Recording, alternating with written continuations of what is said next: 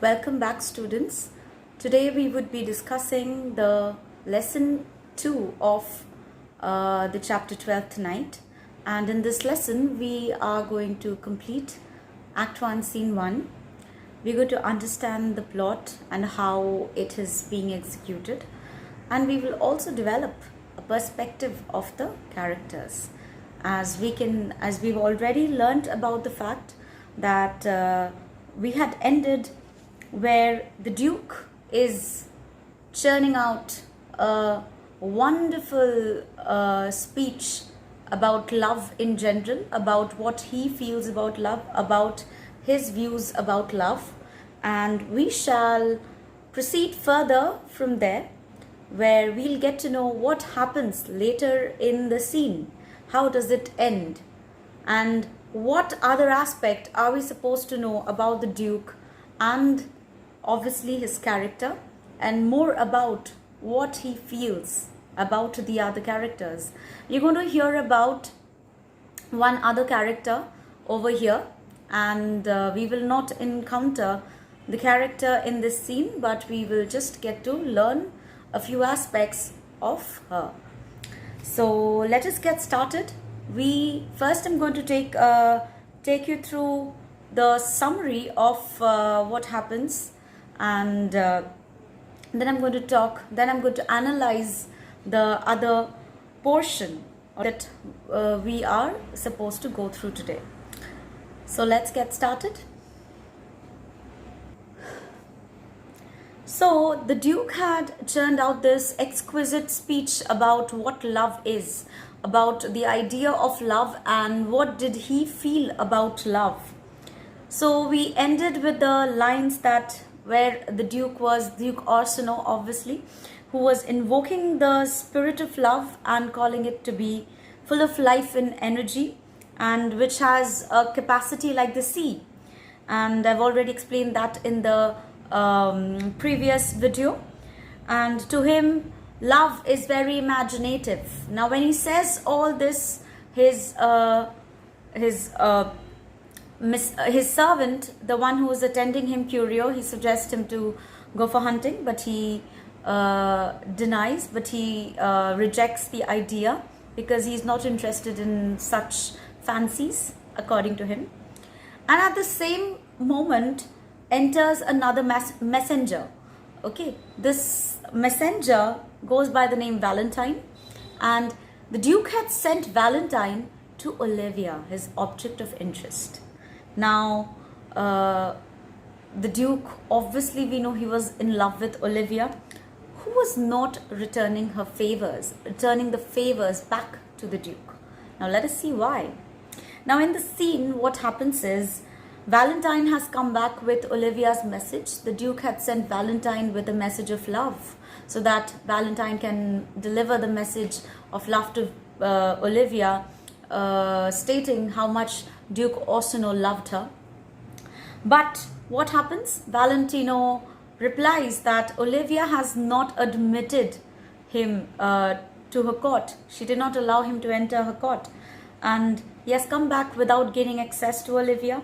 And the message is that, and the message has been given to Valentine by Olivia's handmaid or maidservant, that no gentleman will be able to come in Olivia's presence, or Olivia would not come into any other man's presence, because she is mourning her dead brother from 7 years. She will mourn from this time onwards to 7 years. Olivia is going to mourn her dead brother, and for as long a period she will remain a nun.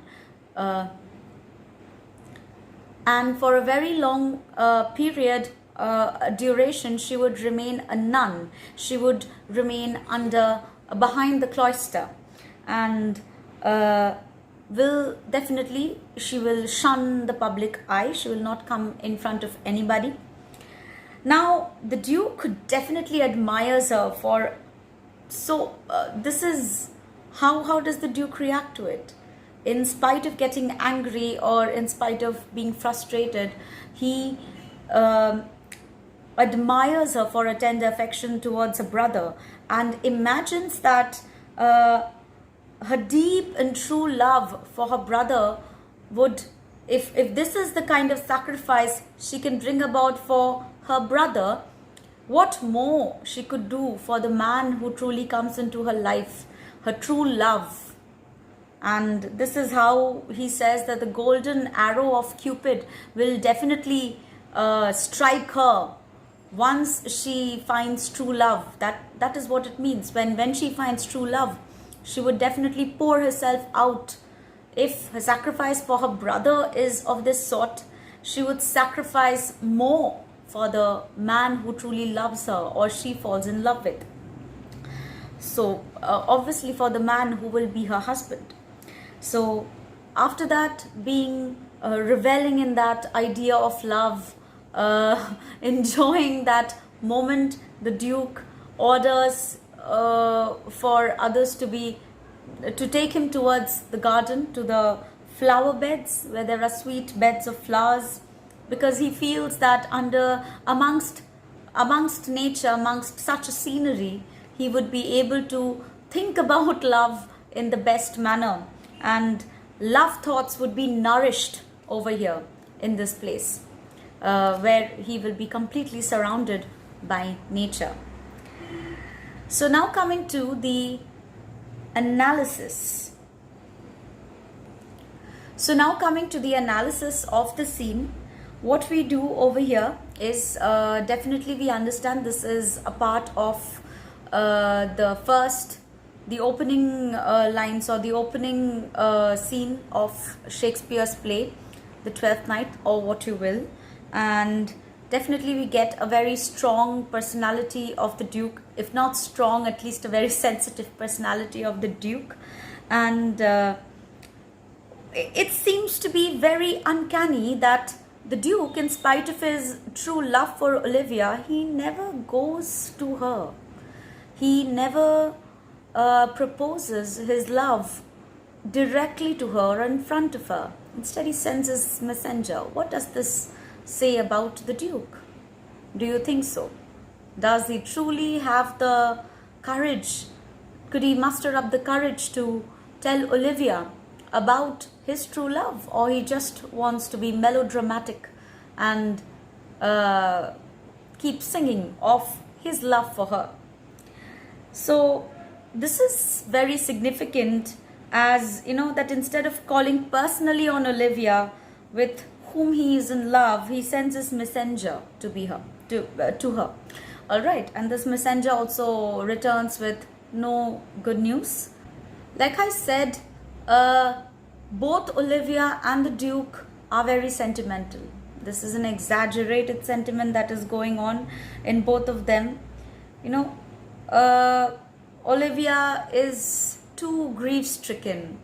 In Olivia, her sentiment is only about the grief that should be forgotten, or the grief that should have ended,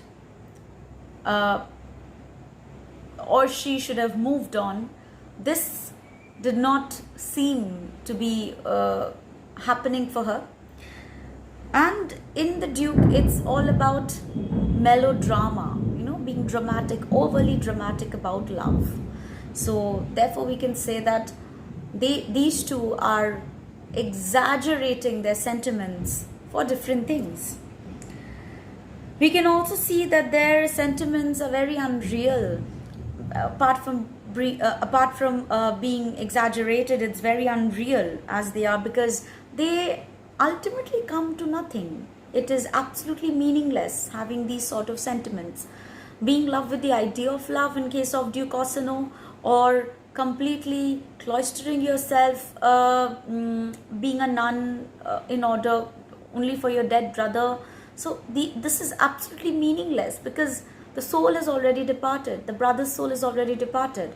And until and unless the Duke musters up the courage to go and meet Olivia, she is never going to understand what is in his heart. So eventually what will happen is the Duke's love is going to melt away, and Olivia's grief for her brother would be soon replaced by a real passion, by something else. Because whatever is meaningless, will definitely give way to acquiring something meaningful. So any meaningless relationship that we might come across, meaningless friendships, meaningless ideas that we might come across, those are temporary. They will melt away, and in those places, real love, real relationships, real passion, real ideas are going to be placed. After all, why will this happen? Because it is all a dream. The Duke is living in a dream, he's just wrapped in a dream. And we will definitely see when the play unfolds more, that this dream will be shattered. That dream will not be shattered until he comes face to face with reality. When he would be encountering reality, only then the dreams, the idea of love, this thing will shatter, and he will definitely find his identity. So that was the end of scene 1, and it is ended not giving us complete clarity about their actions, and we shall move to scene 2 in order to understand what happens next. Stay tuned.